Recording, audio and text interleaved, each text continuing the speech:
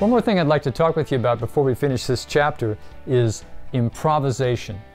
Now, in a typical discussion of theory, you think more in terms of having everything planned out, charted out ahead of time. Improvisation is really exactly the opposite. In the simplest terms, improvisation means creating music on the spot, creating it spontaneously. And particularly when it comes to worship music, this is really important because the whole concept of letting God play through you, you got to get used to internalizing all this technical stuff. All of the, we're talking about primary triads and how to build triads and how to read a chord chart quickly. The whole point of it is to get that stuff where it's internalized. It's just like you don't even have to think about it. And in a sense, you can let God play through you. You can let God sing through you. And improvisation is where you're doing that in its purest form. Now, typically, you would think of improvisation as, a guitar solo or a sax solo or a keyboard solo over the chorus of a song. But another sort of improvisation that can be great in a worship service is the idea of creating an atmosphere even before the service starts, for instance, or maybe after a worship song is finished and, just accompanying a time of free worship. That's also a form of improvisation that we're going to talk about. Now, when it comes to soloing, we've talked a lot about the modes and, different kinds of scales that can use for soloing. I want you to think about this for a second. There's really 3 different modes that you can improvise in. And I think of it this way. It's you can improvise with your hands, with your head, or with your heart. Now, to me, when I think of improvising with your hands, basically, if you're a guitar player and you're just practicing riffs for hours and hours and hours, you just get some kind of muscle patterns, muscle coordination things that are there, same way for a keyboard player, same way for any instrument.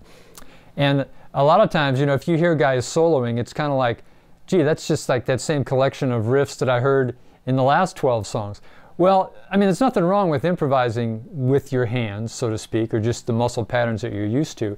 You can get some pretty amazing things, once you've got a few licks down. But, that's kind of a certain type of improvisation. That's going to have a certain type of sound. The next, when you think about improvising with your head, that's like back when we were talking about the modes and we were talking about the different scales and the hot notes in the different scales, and you're sort of thinking, I know we're on top of D minor, so I know if I use B naturals, that's going to be kind of a hot note. That's going to lean me into the Dorian mode, so that'll be a little bit of an unexpected note. Or, that's improvising with your head, which I do a lot of times. I'm thinking, okay, it's an A minor section. I know if I turn that A minor into an A minor 7th and a 9th and an 11th, I've got like a G triad on top of that A minor. So I'm going to kind of base my improvisation around G major. So all of the notes that I'm playing and all the patterns that I'm playing are going to be highly colored over A minor. Follow what I'm saying? So that's like improvising with your head. So you've got hands, you've got improvising out of your head. The third category is improvising out of your heart. Now, to me, this is like the purest form of improvisation. I like to think of it this way. When I'm improvising out of my heart, I'm actually sort of singing in advance. Like I already know what the notes are going to sound like before I play them.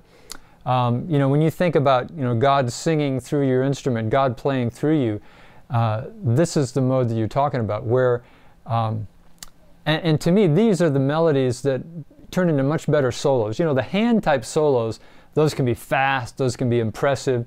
The head type solos, you're going to hear a lot of really highly colored tones that are really interesting.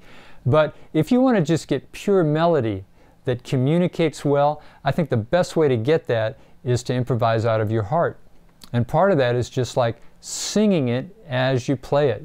Just imagine what the melody would sound like and then let that come through your instrument. So you've got your hands, your head, and your heart. Those are the 3 different types of improvisation. Now, before we leave this, I want to go back over to the keyboard and talk just a little bit about improvising free worship progressions.